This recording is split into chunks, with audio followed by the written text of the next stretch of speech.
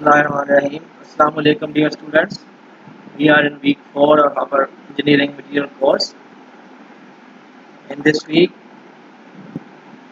we will be studying about atomic bonding and the forces that keeps the atoms and the molecules and the material together. For this week our learning objectives are we will be drawing attractive, repulsive and net energy curves versus interatomic separation for two atoms or ions. We will be looking at equilibrium separation and equilibrium energy. We will be talking about ionic, covalent, metallic and hydrogen and van der Waals bondings, and we will talk briefly the materials which exhibit each of these bonding types. So moving on to next.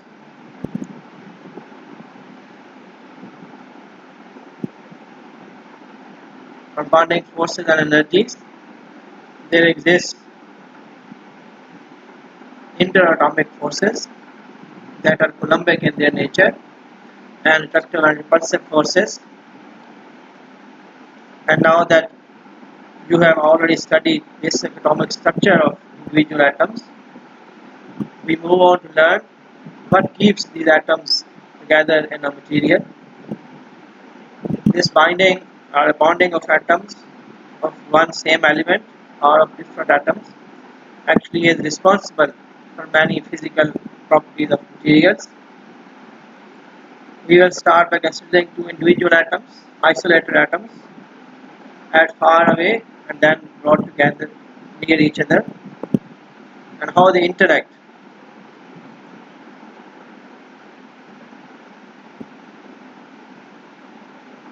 Their interatomic forces depending upon Coulomb attraction. Coulomb interaction and attractive force originates from the type of bonding between two atoms, and repulsive force results or starts appearing only at small distances when atoms are brought together and their outer electron shells come near by each other. As you know, electrons carry same charge, so when electron shells of two atoms get into proximity or come near each other, they start influencing or they start feeling repulsive forces each other. So the net energy or the net force for the two atoms is the result of or a combination of attractive and repulsive forces. When we have a particular interatomic separation, depending upon the atom type, there is a balance between attractive and repulsive force, and there we will have net force equal to 0 or equilibrium position.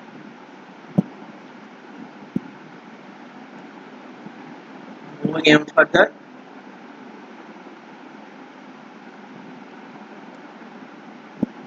then already we talked about that when F attractive and F repulsive, attractive and repulsive forces get equal, we reach to the equilibrium spacing between two atoms, and there, of course, when they are equal and opposite, their sum is 0, and we call this state of equilibrium. State of equilibrium is this when both attractive and repulsive forces become equal when separated by equilibrium spacing, say or not or r. Once equilibrium position is reached, attractive and repulsive forces resist to move atoms farther apart or closer together respectively. I mean at the equilibrium position, attractive and repulsive forces are balancing out. So when you try to move them in or closer together, this force, the repulsive force, resists this moving of atoms together. And if you want to get them separate or get them away from each other at that point, equilibrium position, attractive force resists this moving of atoms farther away or apart. Okay, we can also interpret interaction among atoms in terms of potential energies. I am sure you know what is the potential energy. Can you recall what the potential energy is?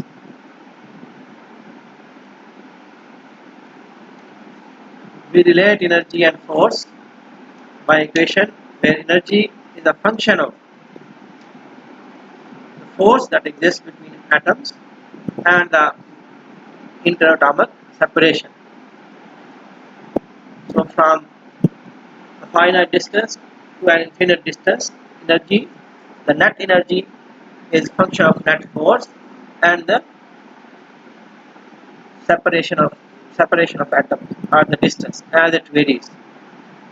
We can separate this net force into attractive and repulsive component as we have described it earlier. So net energy is actually a combination of attractive energy and repulsive energy. This attractive and repulsive energy, of course, is resultant or in response to the attractive and repulsive forces that exist between atoms, and these forces we already studied exist because of attraction, that is between positive and negative charges that are carried by nucleus and electron outer shells, and repulsive forces because of electrons that came closer together when we brought the atoms together and they start repulsing each other because of their similar charges. We move on to the next. Here, this attractive and repulsive force and attractive and repulsive energy or potential energy, so to say, is depicted in this figure.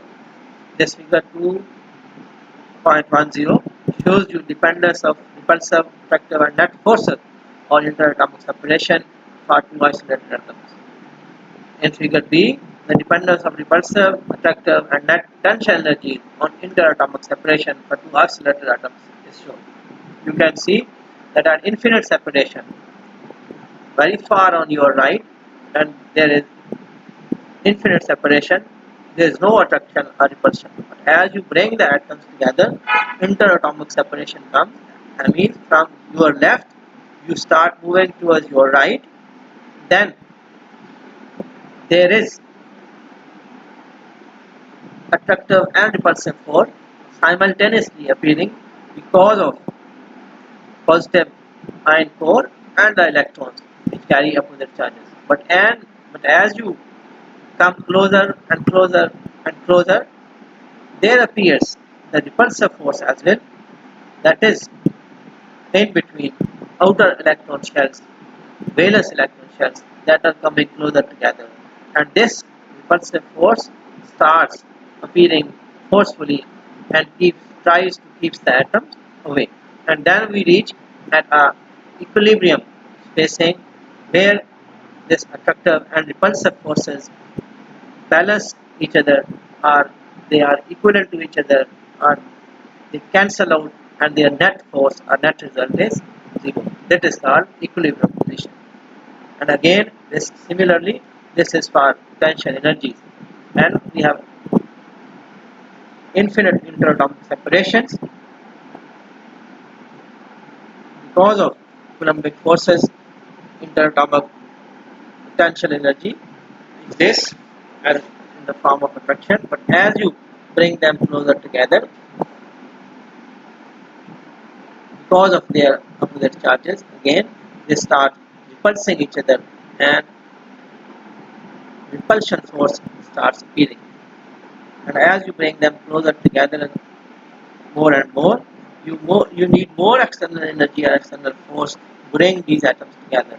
So we have more of the repulsive component than the attractive component. And here again we reach at an energy that is called E naught or equilibrium energy, where attractive and repulsive forces cancel or balance out each other, or our net energy, potential energy is, you can say, zero.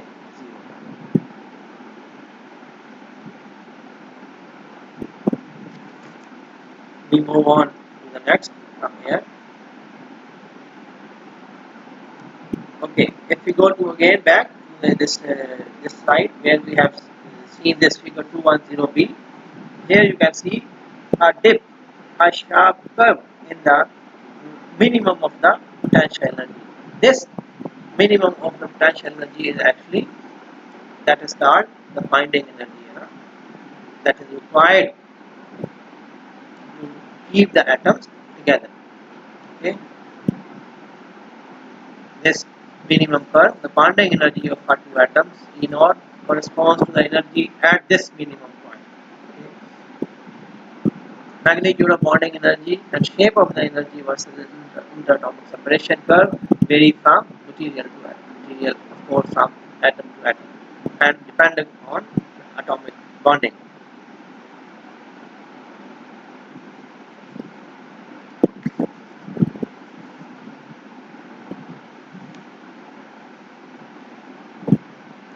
Okay, if we just look again at this figure,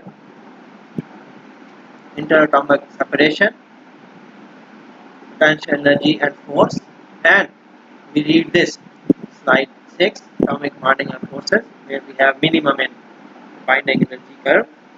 What this informs? These relations of interatomic force and potential energy inform us. What is your understanding? When we are at equilibrium, both repulsive and attractive forces and energy become equal. So they are at their minimum level. As regards potential energy curve, this minimum, as I talked earlier, refers to the binding energy for these two atoms. This means that this minimum amount of energy we will be required to provide to get these atoms separate to infinite positions or infinite separations. Or we need this amount of energy to break the bonds that exist between these two atoms. So this is actually the bonding energy that we talked earlier. Of course, this bonding energy, as I talked earlier, will vary for different materials and depends upon the shape and curve of this.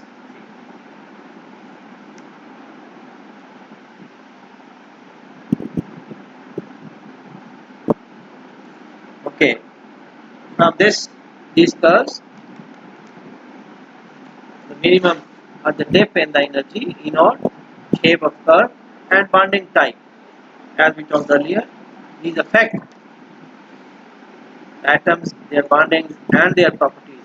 So what we can apparently learn or understand if we have these figures in front of us, and we do not actually need know about the material itself directly, but from seeing these figures of any material or a substance for which we have this potential energy curves and interatomic force curves, from these figures apparently we can get an idea about the behavior or physical properties of the material. I mean, if we have this large dip, if this curve is very sharp and deep, this will give you an idea that this material has a large bonding energy. So we will need large of external force or external energy in the form of heat or temperature, heat treatment, okay, to get this material melt. So get these atoms move away. I mean, to break their bonding, we will need large or high temperatures if we have very deep curve of force and energy for two atoms of a material. And if we have large binding energies, this will give you an idea that these atoms are very much tightly bound with each other. So we can get to the conclusion that at room temperatures, these will be solid substances. So if we have a material for which our potential energy curve versus interatomic separation has a large tip, or this curve is very sharp, goes down and then comes up with greater dip, you can get an idea that this material has high melting temperature and this material is most probably a solid substance. So if the bonding energy is small, we have quite straight curve. There is no dip in the curve, no trough, as so to speak. Okay, yeah, no trough appearing. Very small, almost negligible, or very small trough.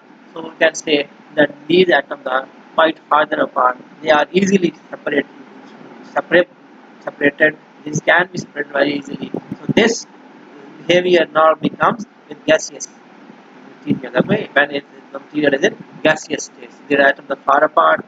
You very easily can get them away they are already separate, so their interatomic forces are very low. But if you have a curve that is intermediate or in between, not so large tough, but not that small, but you can say a middle level. So we will have an intermediate bonding energy. We will not require as much higher energy as to melt or disassociate the solid substances, not as low as we need for gaseous state, but this is intermediate, so we will have a medium level of energy required to break these atoms to get this material melt. So these are usually forming the liquids. Of course, if the shape of the force curve shows you deep depth, you can say that this material is quite stiff. Mechanically speaking, this material will need lot of external force or lot of stresses to get deformed or then reaching to the breakage. On the shape of the curve, energy curve is very deep, or trough is high. So this material may need higher energy to get deformed.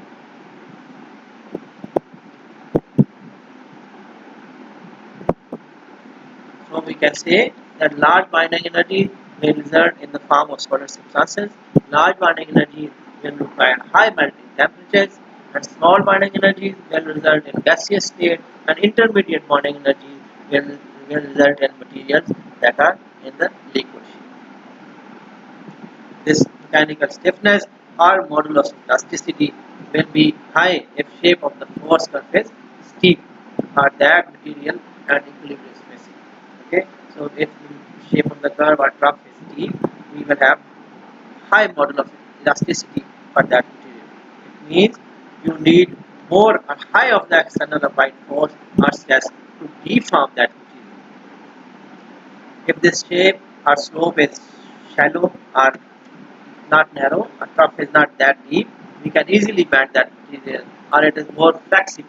Okay, so you can uh, deform it or de-shape it quite easily. This has high flexibility at equilibrium spacing, of course. And for thermal expansion, coefficient of thermal expansion, the material with narrow or deep or sharp curve, a curve that makes a high or large or sharp trough will expand a little on heating.